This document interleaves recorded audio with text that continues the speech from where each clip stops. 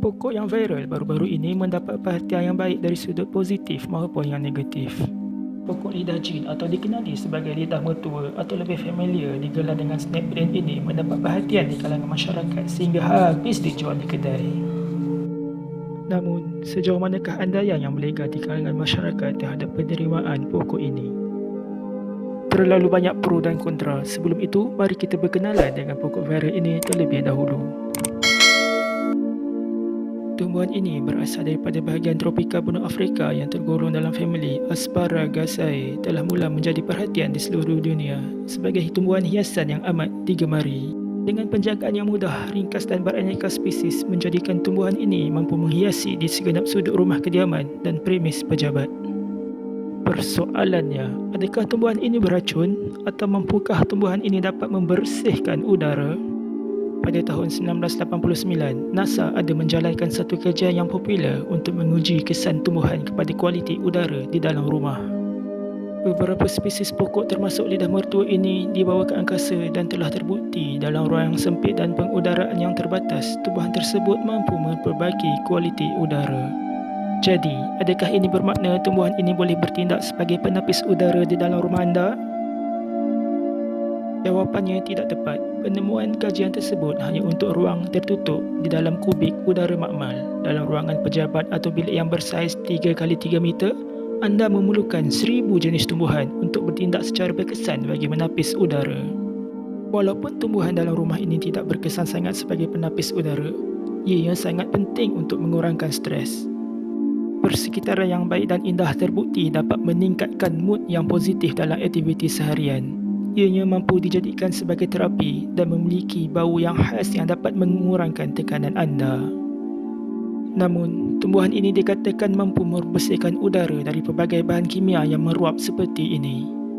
Dalam kajian ini, beberapa tumbuhan dirahsiana seperti ini telah ditemukan efisien bagi menyerap dan membendung pencemaran udara. Beberapa tumbuhan lain philodendron seperti ini juga memberikan keputusan yang merangsangkan. Tapi betulkah dapat menyerap habuk? Setiap tumbuhan biasanya mempunyai lapisan yang dikenali sebagai trichom yang bertindak melindungi dari debu, kepanasan, sinar UV dan ada juga yang merembeskan metabolit dan toksin sebagai pertahanan diri. Tumbuhan ini juga diseliputi oleh wax yang berfungsi sebagai perlindungan dan mengelakkan kehilangan lembapan. Jadi, pokok snake plant ini kelihatan seperti debu dan habuk terperangkap di permukaannya. So, korang boleh lap atau curah atau spray saja air di permukaan daun untuk menyingkirkannya. Sebenarnya, barangan yang terdapat di dalam rumah seperti kipas, lantai, almari, meja dan sebagainya juga mampu untuk mengumpul debu dan habuk jika korang tak cuci. Jadi, untuk menghapuskan debu bukanlah tugas semata-mata pokok lidah jin ini. Korang yang patut rajin lap, sapu, mop dan vacuum. Jadi, inilah sebenarnya senjata yang berkesan dan efisien selain daripada alat penapis udara kewe dan kuku. Apakah kandungan bahaya pada pokok ini? Saponin. Saponin merupakan kelas sebatian kimia yang besar kerana sebatian ini biasanya memberi kesan berbuih iaitu saponifikasi dalam larutan.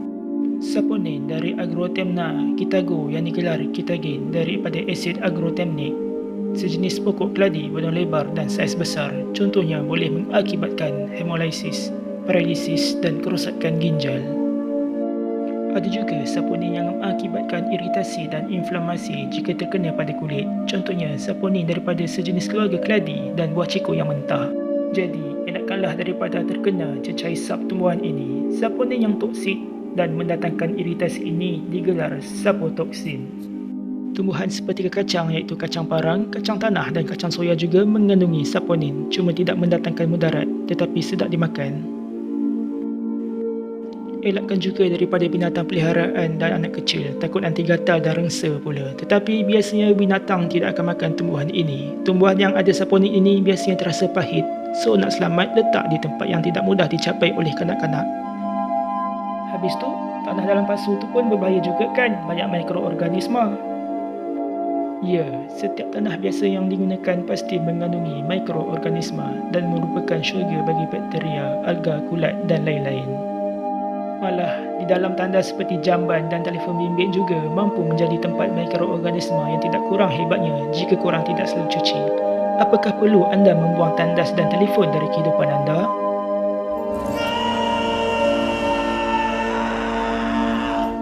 Aktiviti mikroorganisma mudah digesan iaitu dengan kehadiran bau yang kurang menyenangkan daripada bekas atau bahagian yang terendam seakan berlumut.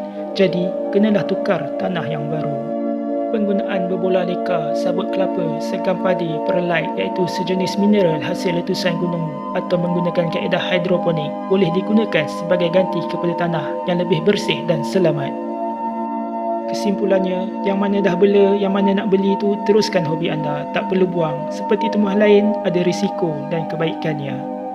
Pokok deroyan musangking, kalau tanam tepi rumah, bila besar pun bahaya juga. Timpa dia deroyan, tumpah kau mah. Sebagaimana COVID-19 dielakkan dengan stay safe, jarak selamat, begitu juga dengan pokok ini. Sentiasa amalkan dengan cara yang selamat dan sihat. Selamat bercocok tanam, bukan sekadar hobi, tapi lebih kepada terapi. Jangan lupa subscribe guys.